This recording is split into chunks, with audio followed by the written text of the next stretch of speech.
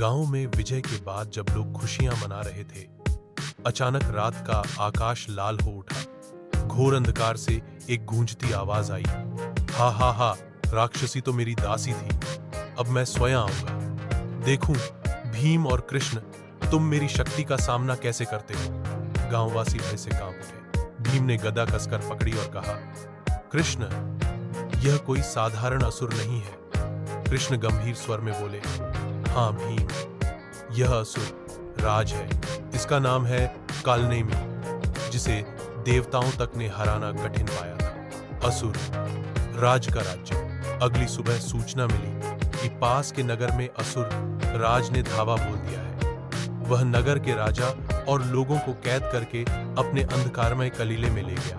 वहां ज्वालामुखी जैसा आग का गड्ढा था, जिसमें वह कैदियों को बलि चढ़ाने की तैयारी कर रहा था।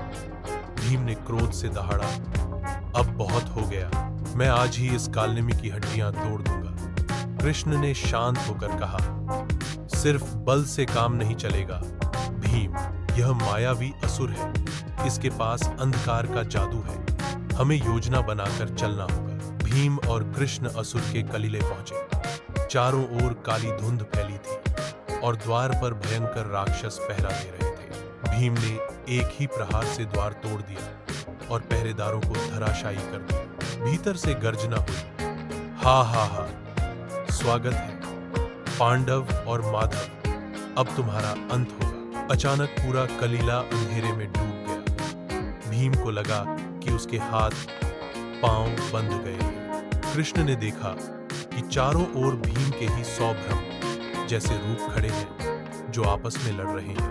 भीम चिल्लाए, ये सब कौन है? कौन असली भीम है?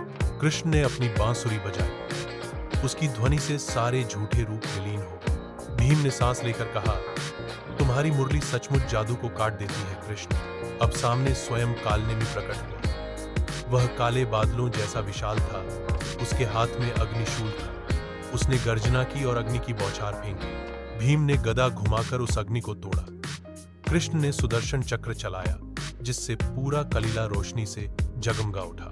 भीम ने छलांग लगाकर कालनेमी पर गदा का प्रचंड वार किया।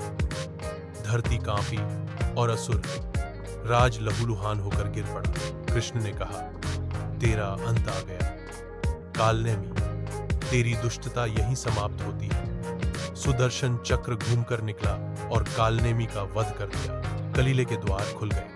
कैदी राजा और नगरवासी बाहर निकल आए। सभी ने भीम और कृष्ण को प्रणाम किया। राजा बोला, तुम दोनों ने न केवल हमारे नगर को बल्कि पूरे प्रदेश को विनाश से बचा लिया है। हमेशा तुम्हारी कीर्ति अमर रहेगी। कृष्ण मुस्कुराए, धर्म की रक्षा करना ही हमारा कर्तव्य है। जब जब अधर्म बढ़ेगा तब तब हम उपस्थित होंगे। भीम ने गदा उठाकर गर्व से कहा, और जब तक मेरी बाहुबल है, कोई भी दुष्ट जनता पर हाथ नहीं डाल सकता। इस तरह भीम और कृष्ण ने असुर राज कालनेमी का वध कर एक और राज्य को मुक्त किया। लेकिन आकाश में देवताओं की ओर से संदेश आया, महाबली भीम और माधव, असली महासंग्राम अभी शेष है, जिसके आगे पूरी धरती की नियति बदल जाएगी। लाइक और सब्सक्राइब बटन दबाना मत भूलना दोस्तों।